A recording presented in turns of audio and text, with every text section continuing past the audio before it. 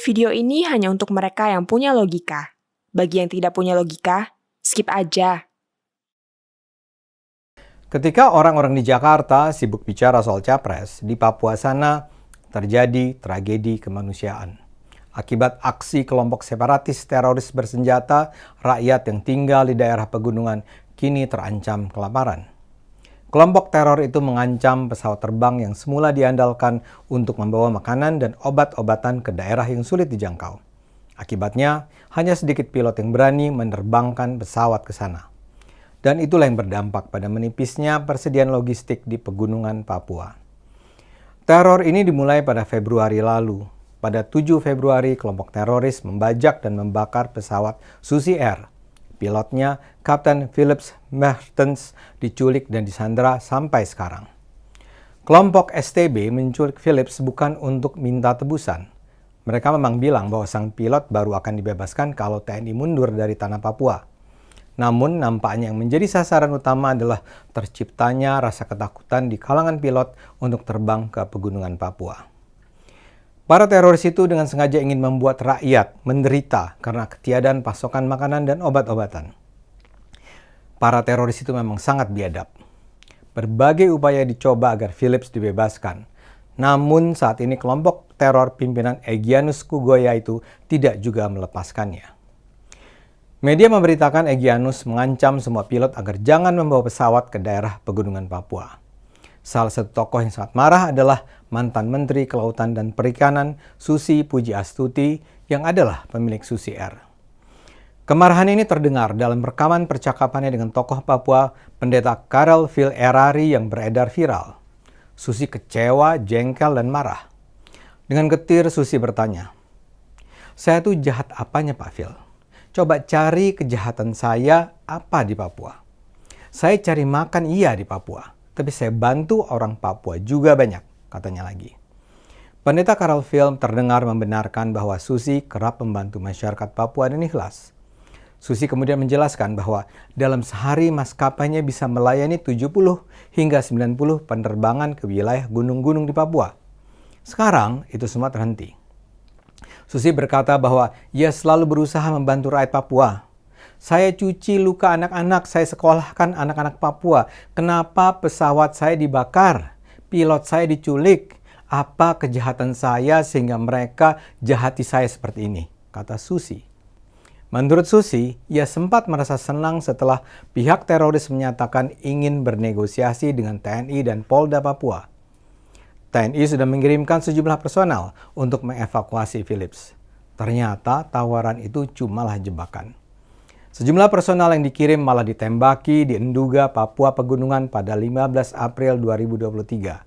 Setidaknya ada 4 anggota TNI tewas. "Mereka anak-anak muda," kata Susi, "bukan pasukan tempur, tapi mereka ditembaki begitu saja. Saya marah, saya ikut marah," ungkap Susi. Susi juga bercerita bahwa ia pernah mengenal ayah Egyanus yang adalah pimpinan teroris Papua. Menurut Susi, ayah Egyanus adalah orang baik dan dari keluarga baik-baik. Karena itu Susi mengaku tak habis pikir mengapa sang anak ini menjadi orang biadab yang tak hanya meneror aparat TNI Polri namun juga menyasar ke warga sipil. Dalam percakapan itu, Phil sempat menyatakan teror mungkin akan berhenti kalau pasukan TNI dapat ditarik dari bumi Papua. Dengan ketus Susi menjawab, "Bagaimana mungkin TNI ditarik sementara mereka dibantai? Kan itu tidak mungkin." Susi terdengar tidak bisa menahan kepedihannya. "Kalian tidak adil kepada saya," katanya. "Saya perempuan sendiri, saya cari makan untuk menghidupi ratusan ribu orang. Kalian aniaya." "Saya marah sekali Pak Phil. Saya marah, saya sedih, dan saya menangis," ujarnya. Dia bahkan mengancam kalau diizinkan dia akan menyelamatkan Philip sendirian. Menurutnya bila dia bisa menyelamatkan pilotnya itu sendirian, dia akan meminta bom kepada TNI.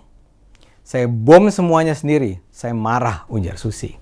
Pendeta Phil berjanji akan membicarakan kasus ini dengan para tokoh Papua lainnya untuk memperoleh solusi yang memuaskan.